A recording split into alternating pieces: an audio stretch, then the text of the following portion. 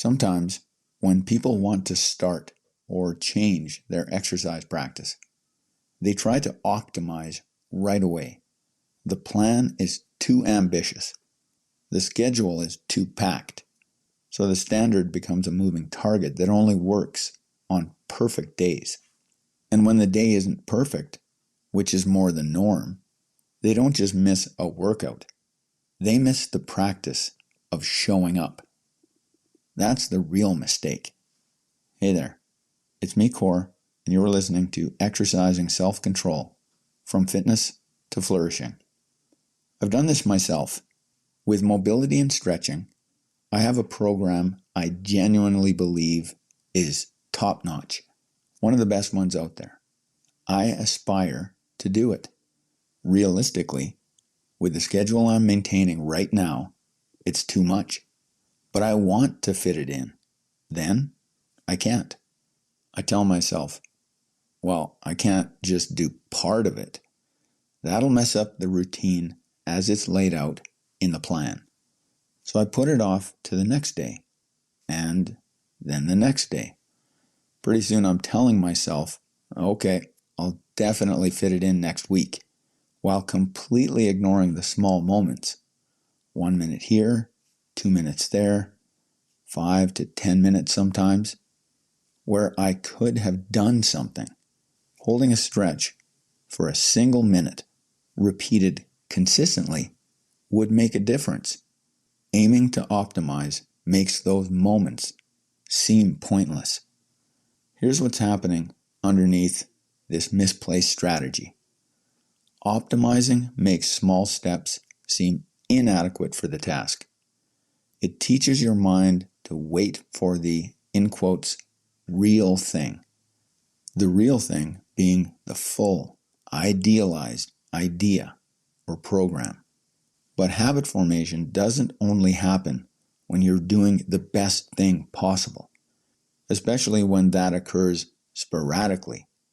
You build habits when you keep the promise and follow through on ordinary days with some level of effort. The consistency that makes noticeable, measurable progress is built by reliably taking action, even in the smallest ways. This is one of the reasons I designed what I call the levels of effort in the Exercising Self-Control school community. The point isn't to aim at making the smallest effort your end habit. It's to establish the minimum standard that makes consistency possible. Not the minimum because you are lazy, the minimum because you are serious. So the ladder that gets you to consistency starts with what I call crawl. Crawl is the non-negotiable. In my framework, that's 2 minutes of effort. If it's cardio, it can be a 2-minute walk. It can also be marching in place. If it's strength, it can be bodyweight squats and push-ups, alternating between the two for 2 minutes. In my case, I'm doing something called the world's greatest stretch. And over the course of 2 to 3 minutes, I split the stretch in half. First one side, then the other. 2 minutes of movement at a level you consider almost embarrassingly easy, and that's it.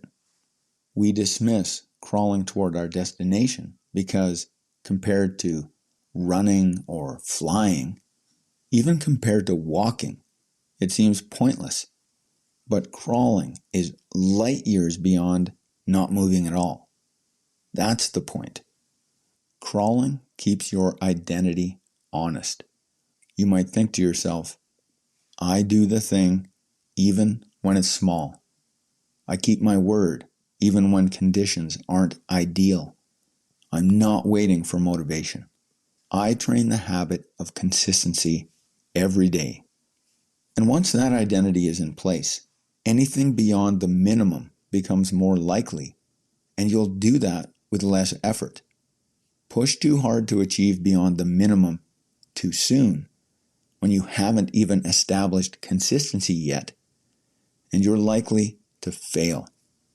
Consistency first, intensity later, when you're ready. If you want habit formation and exercise consistency, do this. Choose the minimum standard you can do on your worst day. Make it time-based, 2 minutes. Make it small enough that you won't debate it. Then commit to doing it every day for at least 21 days. Track it, not for ego, for clarity, because measurement is your friend. Feedback trains you. Even when you can only crawl, you're still moving in the direction of your goals and living your values. Seeing that progress, knowing you are living with integrity, helps you believe in the possibility of reaching your goal. Over-optimizing may reflect the level of your ambition, but more often it shows your misunderstanding of what it takes to move forward effectively. Your best intentions end up being your biggest obstacles. Today, pick your crawl. 2 minutes. Do the minimum. Then, keep your promise again tomorrow. Intensity can come later. Consistency is what you practice and establish first. If you're listening to this and not following through, I've built a group around one rule. Don't break your daily standard. Start your day one here with this link, the Act Score Challenge. It's in the show notes. That's it for today. Catch you next time.